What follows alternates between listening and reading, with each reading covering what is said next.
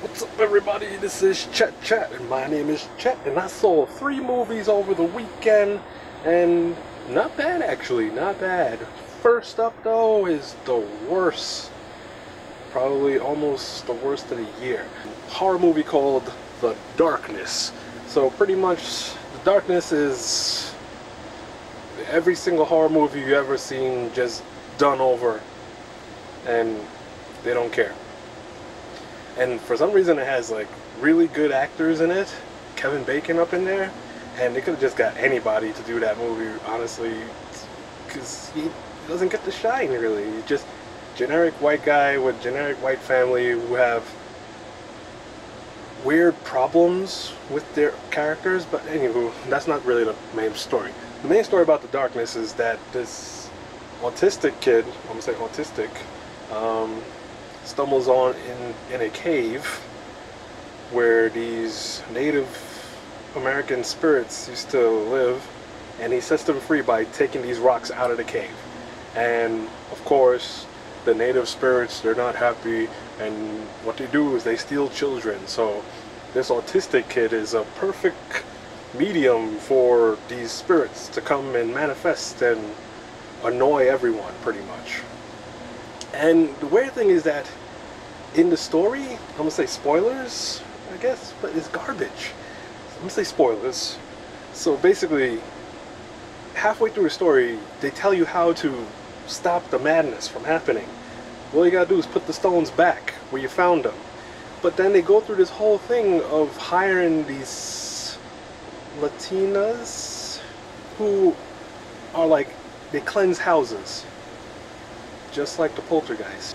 So they go through, they do that, and you see them cleansing the house, but it doesn't really work, and they end up putting the stones back.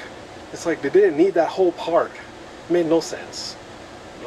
The Darkness is garbage. If you've never seen a movie before, yeah, you like The Darkness. But if you've seen at least 2 movies, 2 horror movies, you're not gonna like The Darkness. Darkness is garbage. Go watch it though. Get a laugh and realize that Paranormal Activity Part 1 is actually really good compared to this. Number 2 is Money Monster with George Clooney and other people. I know her name, but it's just not coming to my head. But yeah, Money Monster was, I liked it. I know a lot of people don't like it apparently, but it's an enjoyable movie. Has pretty good pacing. It's like we haven't had this movie in a long time where it's just like a hostage kind of movie. Well, we've had hostage movies, but not like this, like your typical hostage movie where somebody takes a whole building hostage and they have to deal with his problems and what he's trying to do. Money Monster is about this guy George Clooney whose name is Lee in the movie, and he's like a Wall Street journalist kind of person that, you know, one of those people on TV. I can't name them off the top of my head for some reason, but you know, you've seen them. And this guy who, he bought a lot of stock into this company that all of a sudden lost $800 million because of a computer glitch. He goes crazy and he's like, I need to get my money back, motherfucker. Don't shoot. Here's a bomb. And he makes him put this bomb vest on, and he's trying to get answers, and they pretty much try to find out, how did they lose this money? The main problem with this is that it's so obvious. Like, again, if you've seen like 2 movies, you know what's gonna happen. You know exactly what's gonna happen play by play by play. But it's fun to watch because the way how they execute it is alright, it's enjoyable. You get to sit there, you eat your popcorn, and you have fun watching the movie just play out exactly the way you think it would play out. But it's kind of fun. And then it's kind of they try to spicing it up a little bit in the ending. I don't want to say that the spoiler is good enough, I guess, but it's kind of like, oh, well, it's kind of interesting they went there. Yeah, not bad movie. The last movie I saw, which is probably the best movie and one of the best movies I've seen this year, surprisingly, is Sing Street. Sing Street stars nobody. It has like one dude from Game of Thrones, a guy from Transformers, age of extinction, right? And the main characters are like nobodies. They're like kids. They're little kids. And they're from, I think, Dublin, Ireland. And pretty much these kids are in a very not good time period of Ireland, where there's a recession and people emigrating away from Ireland because it's no good. Like, I think Brooklyn, that came out last year or earlier this year, had the same kind of feel, where you had to leave Ireland or else you're going to get stuck there and you're not going to do anything with your life.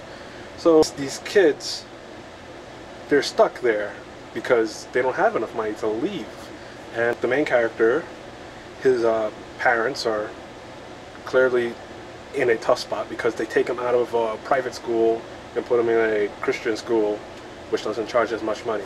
And he's like being oppressed all around, from economics to Christianity, and he's just trying to live his dreams, pretty much. It's a very inspirational story about this kid who wants to be a musician, pretty much.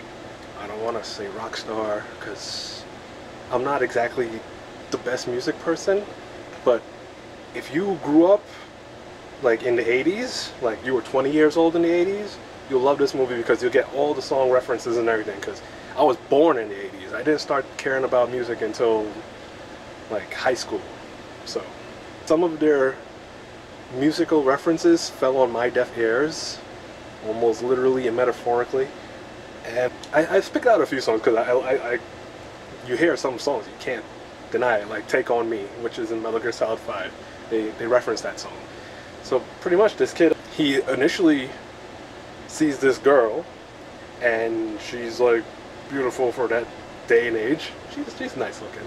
And he forms a band to kind of impress her, but also to give him that push to do something with his life.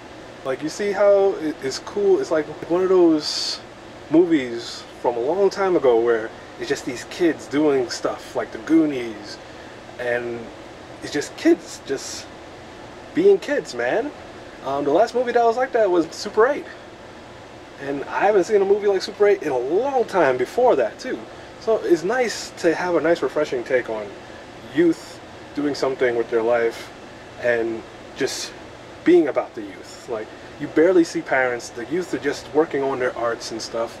And it's really cool, really nice cast. Everybody does a great job. The singing is good. If you don't like the music, you probably might not like the music, but I'm sure you probably will like the music. So yeah, I really liked Sing Street. Sing Street was one of the better movies of this year. So that's all I have for today. I'll see you guys next week. We're definitely going to see X-Men Apocalypse. I'm so worn out from comic book movies. I think I've seen 2 or 3 comic book movies just for the year already. If that's all it's going to come down to, I quit movies, man. I quit. See y'all next week then. Bye.